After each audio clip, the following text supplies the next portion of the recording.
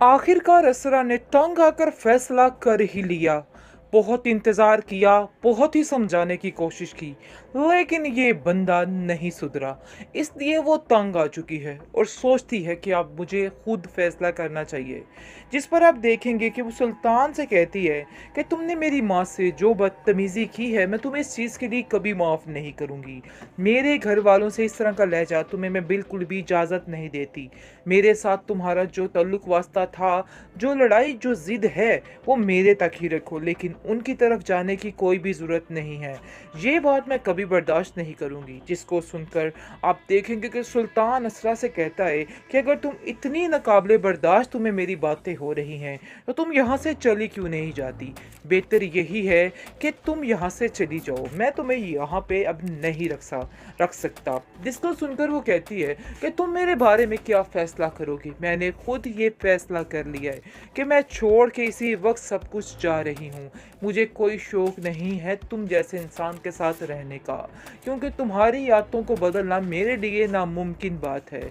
मैं समझ रही थी कि तुम ठीक हो जाओगे, लेकिन दिन ब दिन इतने ढीठ होते जाओगे, ये तो मैं सोच भी नहीं सकती थी।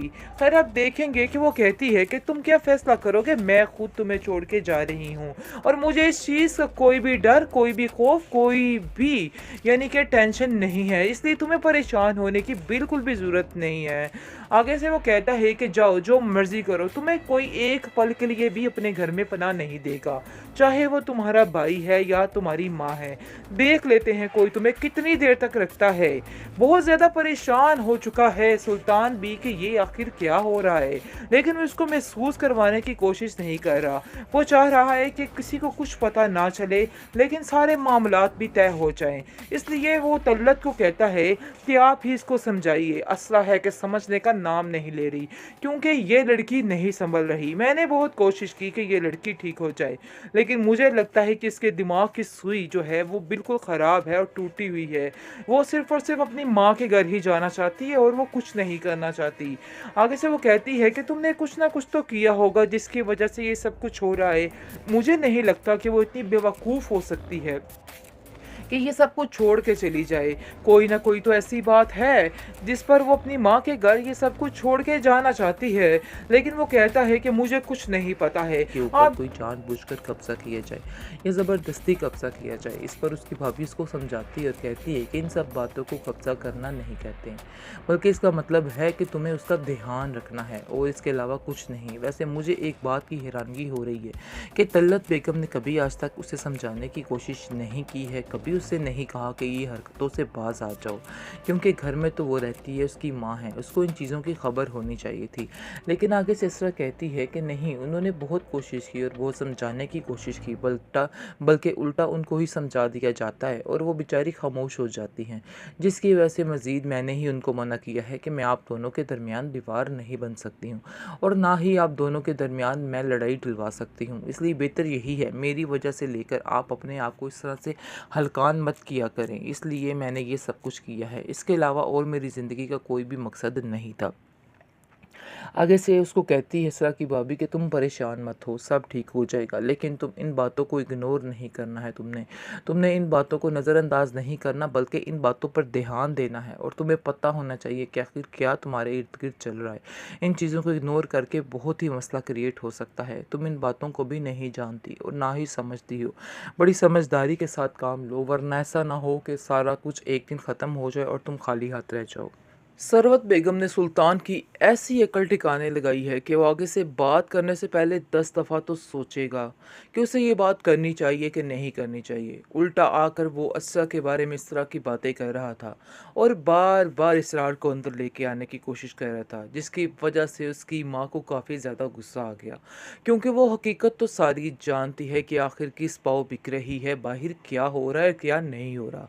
लेकिन वो लोग खामोश थे। इसका मतलब ये नहीं था कि उनकी खामोशी का नाजायज़ फ़ायदा उठाया जाता, लेकिन अब सरवत ने उसको ऐसी दो टोक बातें सुनाई है जिसकी वजह से उसकी अकल ठिकाने आ चुकी है और उसको पता चल चुका है कि आगे किस लहजे में और किस तरीके से और किस वक़्त क्या बात करनी है।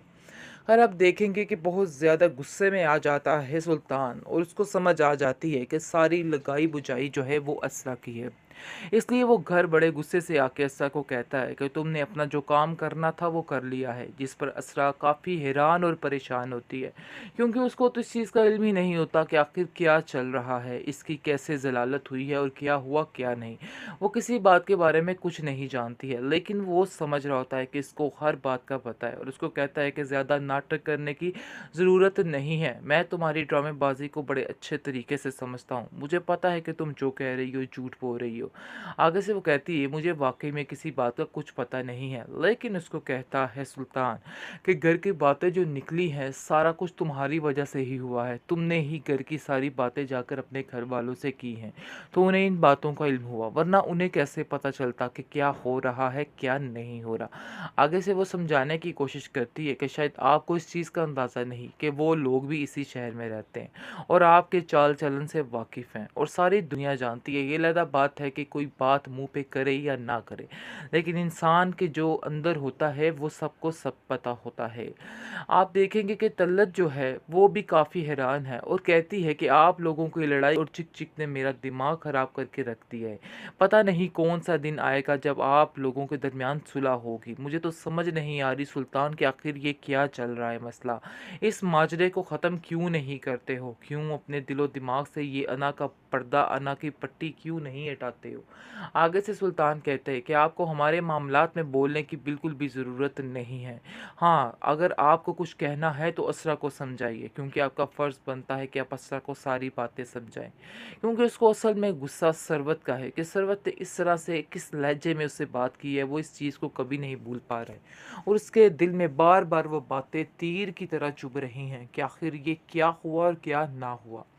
बहुत ज़्यादा परेशान हो चुका है और उसको समझ नहीं आ रही कि आखिर अपने आप को सही साबित करने के लिए वो क्या करे, क्योंकि उसने अपनी ज़िंदगी में कभी हार को नहीं देखा है। इसलिए वो इन सब बातों को एक्सेप्ट नहीं कर पा रहा कि कोई उसके बारे में भी ऐसा कर सकता है, ऐसा सोच सकता है। इस बात की टेंशन ने उसको दिन रात पागल करके रखती है। लेकिन दूसरी तरफ असरा काफ़ी परेशान हो चुकी है, क्योंकि हर बात मानने के बावजूद, सब कुछ करने के बावजूद उसको कुछ हासिल नहीं हो रहा है और इस चीज़ की नाकामी ने उसको परेशान कर दिया है। मिसाल उसको काफ़ी ज़्यादा समझाती है और कहती है कि फ़िक्र मत करो, सब ठीक हो जाएगा, थोड़ा सब्र तो हमल से काम लो। आगे से वो कहती है कि सब्र करके ही बैठी हूँ, लेकिन मुझे नहीं लगता कि ये मामलात सुधरने वाले हैं। जो किया है मेरी माँ ने बिल्कुल ठीक किया है, ऐसे इंसान का यही हश्र होना चाहिए था। वैसे ये बात है कि मैंने उनसे कुछ भी नहीं कहा था, सब कुछ उन्होंने अपनी मर्ज़ी के साथ किया है। मैं किसी बात को नहीं जानती थी। काफ़ी सफाइयाँ दवाइयाँ पेश कर रही हैं वो मिशाल के सामने, लेकिन मिशाल कहती है कि तुम चाहे जो मर्ज़ी कर लो, तुम्हारी किसी बात का किसी को कोई फ़र्क नहीं पड़ेगा, इसलिए ये सब बातें करना बिल्कुल बेबुनियाद है।